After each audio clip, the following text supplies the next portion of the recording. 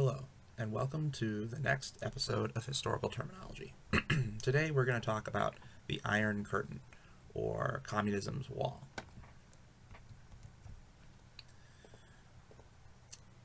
So some background about the Iron Curtain. When the USSR was created after World War I, the government was mostly focused on internal affairs, right?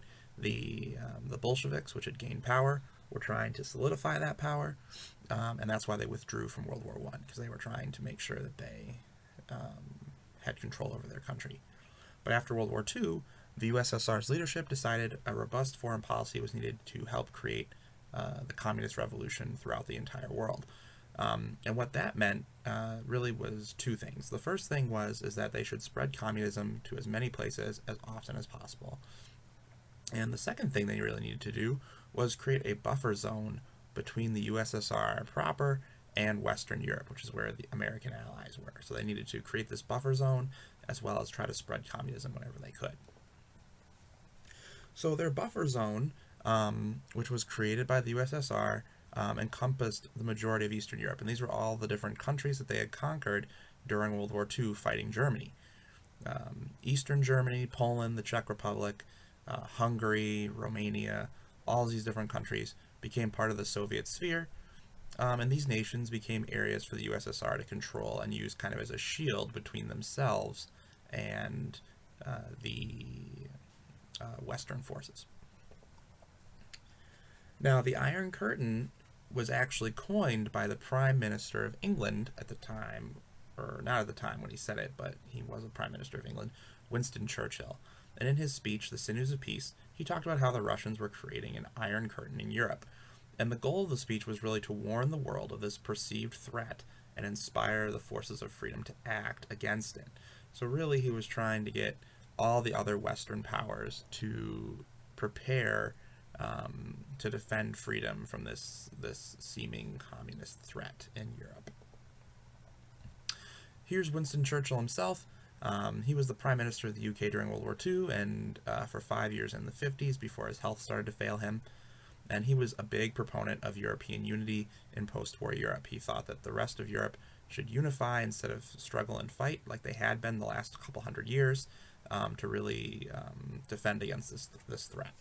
And he's considered one of the most significant leaders of the 20th century. So the strength of the curtain.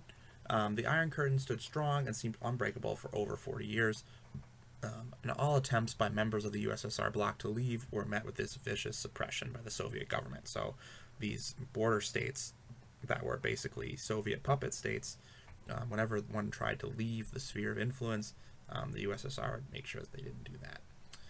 The curtain turned Europe into a potential nuclear battle, as maneuvering between the USSR and the United States brought the world to the brink of war on numerous occasions.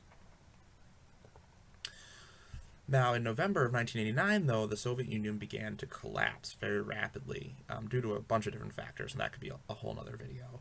But the famous example of the USSR Iron Curtain, the Berlin Wall, was dismantled over several days by people on both sides of the wall. So that was kind of like the signal that the Iron Curtain had fallen. However, the curtain is kind of reemerging. After years of turmoil, Russia has reasserted itself in Europe because of the Vladimir Putin and his policies. Russia has occupied parts of Ukraine, Georgia, and other European nations in an effort to reestablish pieces of this curtain. So they're really trying to reestablish this buffer zone between themselves and the West. And Russian intelligence has also worked to install Russian-friendly leaders in border nations to create the buffer zone of the Soviet days. So instead of necessarily taking over or conquering all these places, they have decided that by manipulating elections or other sorts of espionage, they're able to install the leaders they want in these buffer countries and create this zone of defense between themselves and the West.